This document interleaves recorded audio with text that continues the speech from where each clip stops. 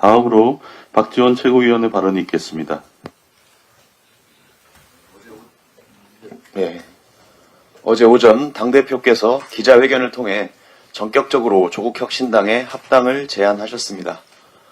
이에 대해서 당원들은 물론 여러 의원들과 최고위원들 사이에서 사전 의견 수렴이나 수기가 부족했다는 아쉬움이 적지 않아 보입니다.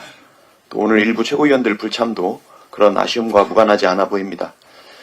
대표님 입장에서는 서운하실 수도 있다고 생각합니다.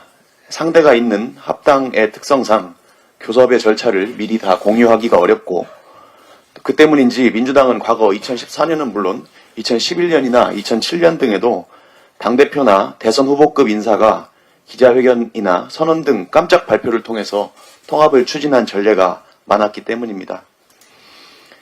하지만 그 당시에도 마찬가지로 공론화가 부족했다는 절차 흠결 문제는 번번이 불거졌었습니다. 2007년에는 대통합민주신당 최고위원회가 재협상을 요구하는 등 반발이 있었고, 2011년에도 밀실야합 공방이 있었으며, 2014년에는 새정치민주연합에서 반대와 이탈이 일부 있었습니다.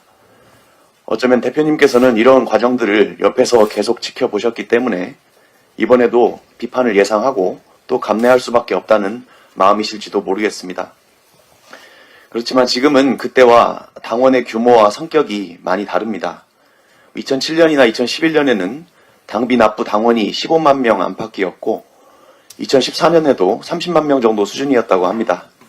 그런데 지금 민주당은 권리당원이 150만 명을 넘고 일반 당원은 500만을 넘을 정도로 당원층이 두텁습니다. 그리고 지금은 오프라인뿐만 아니고 온라인을 통해서도 집단 지성이 실시간으로 작동하고 있습니다.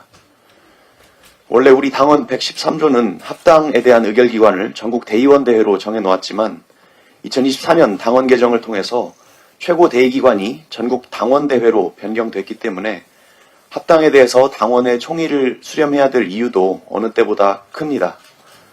어찌 보면 이번이 수기 과정에서 당원들의 집단 지성을 활용해서 진정한 당원주권 정당의 면모를 보여줄 절호의 기회인 셈입니다. 사실 당원들 입장에서는 당세나 지지율 그리고 후보 경쟁력 면에서 우리가 압도적인 우위라는 자부심이 있는데, 오히려 우리가 먼저 제안을 하고 상대방의 답을 기다려야 하는 시간 자체가 고역이기도 합니다. 여기에 더해서 상대 당은 최고위원들과 숙고했고 당원에게 물어서 결정하겠다는 말을 해버리니 상대적으로 더 소외감을 느낄 수밖에 없는 상황입니다. 조국 대표가 어제 했던 말은 사실 민주당원들이 민주당 대표로부터 먼저 듣고 싶었던 말이었기도 합니다. 두 당이 별도 정당으로 존재해야 할 역사적 소명이 아직 남아있는지, 합당의 명분과 실리가 충분한지를 당원께 묻고 당원의 총의를 수렴하는 절차를 거쳐서 그 결과를 당원께 보고드리고 그 과정에서 당대표의 책임을 다하겠다는 그 말입니다.